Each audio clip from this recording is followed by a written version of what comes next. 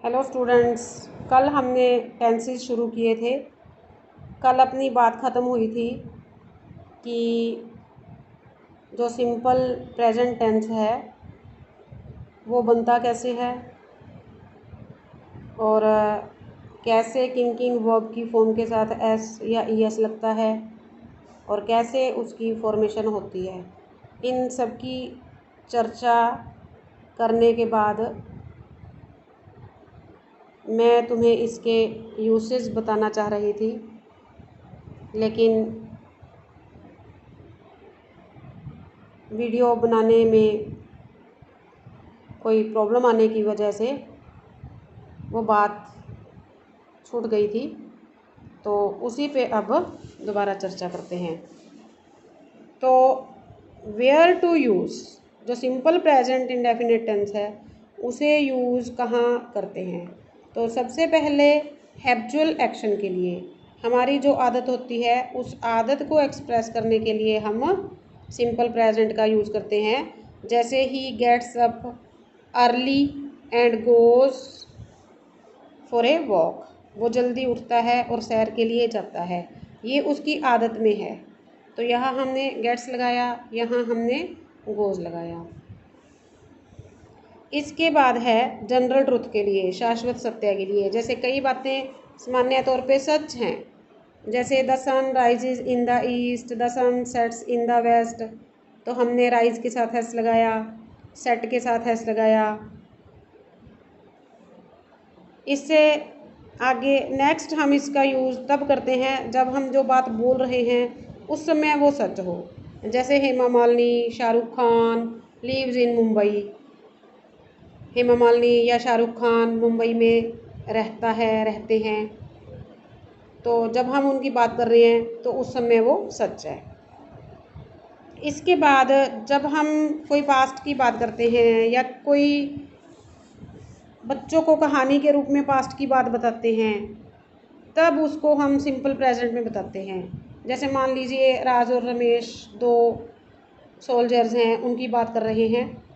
Raj and Ramesh face each other, Raj और रमेश एक दूसरे को फेस करते हैं। राज शूट करता है। Ramesh falls from his horse, Ramesh अपने घोड़े से गिर जाता है। हिज आर्मी रन्स अवे, उसकी आर्मी दौड़ जाती है। तो यहाँ रन्स, फॉल्स, शूट्स, इन सब में हमने एस लगा के सिंपल प्रेजेंट यूज़ करके बात को क्लियर किया। इसके बाद जो मैच होते हैं, जैसे क्रिकेट का मैच होता है, उसकी हम लाइव कमेंट्री सुनते हैं, तब वहाँ भी सिंपल प्रेजेंट में ही बात की जाती है। तो इस प्रकार एग्ज़ाम में तुम्हें सेंटेंसेस आएंगे, उनमें तुमने वर्ब की करेक्ट फॉर्म को भरना होगा। तो ये तुम तभी भर पाओगे जब तुम्हें इनके यूज़ पता होंगे। बेसिकली मेरी ये वीडियो मैट्रिक और +2 के बच्चों के लिए है। लॉकडाउन की सिचुएशन में घर से बच्चों को पढ़ा रहे हैं, तो इसके लिए हमारे स्टूडेंट्स जिस तरीके से हमारी बात को समझ पाते हैं उसी मेथड को यूज़ करते हुए मैं अपनी बातें क्लियर करने का प्रयास कर रही हूँ। मुझे उम्मीद है कि तुम्हें सिंपल प्रेजेंट टेंस समझ आ गया होगा। तो चलिए, अब प्रेजेंट का जो दूसरा टेंस है, प्रेजेंट कंटिन्यूअस टेंस। कंटिन्यू का मतलब जारी रहना, किसी काम का होते रहना। तो इस टेंस के अंत में रहा है, रही है, रहे हैं, ये वर्ड्स आते हैं। जैसे मैं पुस्तक पढ़ रहा हूँ, तो मेन वर्ब के साथ रहा है, रही है, रहे हैं, ये शब्द देखने को मिलते हैं। तो ऐसे वाक्यों को बनाने के लिए हम क्या यूज़ करते हैं, इसकी फॉर्मेशन कैसे होती है। तो देखिए, सबसे पहले हम सब्जेक्ट लगाएंगे, उसके बाद हम इज़ एम आर में से एक लगाएंगे, फिर हम वर्ब की फर्स्ट फॉर्म लगाएंगे, उसके साथ हम आईएनजी का यूज़ करेंगे, फिर उसके बाद ऑब्जेक्ट लगाएंगे। क्लियर? इसका एक एग्जांपल देख लीजिए। जैसे मैं पुस्तक पढ़ रहा हूँ, तो इसको हम कैसे बनाएंगे। I am reading a book. I क्या हुआ? सब्जेक्ट। आई के साथ हमने लगाया am. Reading, read first form हुई, इसके साथ हमने आई एन जी लगाया। A book, I am reading a book. तो आई सब्जेक्ट हुआ, एम हमारी वर्ब की फॉर्म, हेल्पिंग वर्ब की फॉर्म, रीड मेन वर्ब की फॉर्म, आ हमारा आर्टिकल हुआ और बुक हमारा ऑब्जेक्ट हुआ। क्लियर? तो इस प्रकार जो अफर्मेटिव सेंटेंसेस होते हैं, जिनमें ना तो कोई नेगेटिव सेंस होती है ना कोई बात पूछी जाती है, उनकी फॉर्मेशन इस तरीके से होती है। फिर से देख लीजिए, I am reading a book. इसमें कोई नेगेटिविटी नहीं है, कोई नेगेटिव सेंस नहीं है और कोई बात पूछी नहीं जा रही है। तो इस प्रकार अफर्मेटिव सेंटेंसेस बनाने का मेथड ये है। क्लियर? अब आपके मन में ये भी आता होगा कि कहाँ इज लगाना है, कहाँ एम लगाना है, कहाँ आर लगाना है। तो देखिए, थर्ड पर्सन सिंगुलर के साथ इज लगता है। मैंने तुम्हें पर्सन बताए थे कि कैसे होते हैं। जैसे आई, वी, ये फर्स्ट पर्सन है। जो बात करता है वो फर्स्ट पर्सन होता है और जो बात सुनता है वो सेकंड पर्सन होता है और तीसरा व्यक्ति जिसके बारे में बात की जाती है वो थर्ड पर्सन होता है। अब जैसे Ram is going home, Ram घर जा रहा है, तो ये राम सिंगुलर थर्ड पर्सन है। इनके साथ थर्ड पर्सन सिंगुलर के साथ इज़ का यूज़ होगा। फर्स्ट पर्सन आई के साथ एम का यूज़ होगा, जैसे I am doing my homework. और बाकी सबके साथ आर का यूज़ होगा। जैसे वी आर प्लेइंग, हम खेल रहे हैं। यहाँ वी फर्स्ट पर्सन है, लेकिन प्रेजेंट कंटिन्यूअस टेंस की फॉर्मेशन करते समय आपने इस बात को याद रखना है कि फर्स्ट पर्सन एक आई ऐसा है जिसके साथ एम लगेगा, बाकी सबके साथ आर का यूज़ होगा, फिर वो चाहे वी फर्स्ट पर्सन भी क्यों ना हो। जैसे they are playing, they are reading. Clear? चलिए, अब इसमें नेगेटिव सेंटेंसेस कैसे बनेंगे वो देख लेते हैं। पहले सब्जेक्ट लगेगा, फिर इज एम आर में से एक लगेगा, उसके बाद नोट लगेगा, फिर वर्ब की फर्स्ट फॉर्म लगेगी, फिर उसके साथ आई एन जी, फिर object. For example, Ram is not going home. यहाँ ये चीज़ याद रखना कि इज़ एम आर के बाद नोट लगेगा, उसके बाद वर्ब की फर्स्ट फॉर्म, उसके साथ आई एन जी, उसके बाद ऑब्जेक्ट। क्लियर? अब इसके बाद इंटेरोगेटिव सेंटेंसेस कैसे बनते हैं। इंटेरोगेटिव सेंटेंसेस में सबसे पहले W H family. W H family what, why, when, इस तरह के जो वर्ड्स हैं वो डब्ल्यू एच फैमिली में आते हैं। पहले वो लगेंगे, फिर इज एम आर में से एक लगेगा, फिर उसके बाद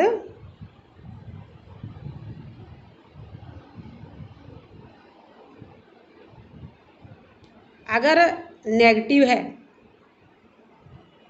फिर हम साथ में नोट लगाएंगे। अगर वो नेगेटिव नहीं है, सिर्फ इंटेरोगेटिव ही है, फिर हम आई एन जी वर्ब की फर्स्ट फॉर्म के साथ लगाने के बाद ऑब्जेक्ट लगाएंगे। फॉर एग्जाम्पल देखिए, आर यू प्लेइंग, क्या तुम खेल रहे हो। यहाँ आर सब्जेक्ट से पहले आ जाएगा। ठीक है? अब यहाँ देखिए, व्हाट आर यू प्लेइंग। यहाँ मैं तुम्हें डब्ल्यू एच फैमिली कैसे यूज़ होती है ये फिर से क्लियर कर देती हूँ। मैंने सिंपल प्रेजेंट में भी तुम्हें बताया था कि जब किसी बात का आंसर यस या नो में आए तब वहाँ WH फैमिली यूज़ नहीं होती। फिर वहाँ हम इस MR में से एक लगा के फिर सब्जेक्ट लगा के उसके बाद अपनी बात कंप्लीट करते हैं। जैसे इसमें पूछा जा रहा है क्या तुम खेल रहे हो, तो सामने वाला जवाब देगा यस या नो में, तो WH फैमिली का इस्तेमाल नहीं हुआ। लेकिन तुम क्या खेल रहे हो, तो यहाँ आंसर आएगा कि मैं चेस खेल रहा हूँ, मैं फुटबॉल खेल रहा हूँ। तो जब क्या का जवाब मिल रहा है कि वो क्या खेल रहा है, तब तुम पहले WH फैमिली में से वट लगाओगे, फिर आर लगाओगे, फिर यू लगाओगे, फिर प्लेइंग। इसी प्रकार जब कोई बात क्यों में पूछी जाती है, जैसे why are you not doing your homework, तो रीज़न पूछा जाता है जब किसी बात का, तब वहाँ WH फैमिली का वाई, क्यों के लिए वाई। और इसी प्रकार जैसे how are you feeling now, तुम कैसा फील कर रहे हो, कैसे का जब जवाब मिलता है, कैसे में बात पूछी जाती है, तब हाउ का इस्तेमाल करते हैं। और इसी प्रकार अगर मान लो ये बात पूछी जाए कि व्हाट आर यू थिंकिंग, तुम क्या सोच रहे हो, तो फिर वो अपनी बात बताएगा कि वो क्या सोच रहा है, तो व्हाट का जवाब आएगा। ऐसे ही am I not playing, I के साथ एम लगा।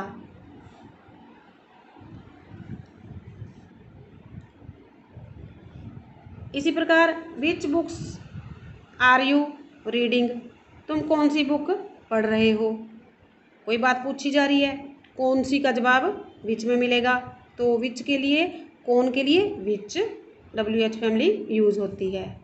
क्लियर। ये जो सेंटेंस है एम आई नॉट प्लेइंग, ये ग्रामेटिकली तो ठीक है, लेकिन मीनिंगफुली ठीक नहीं है ये, क्योंकि वो खुद से ही थोड़ी पूछेगा एम आई नॉट प्लेइंग। इसको हम इस तरीके से कहें, आर यू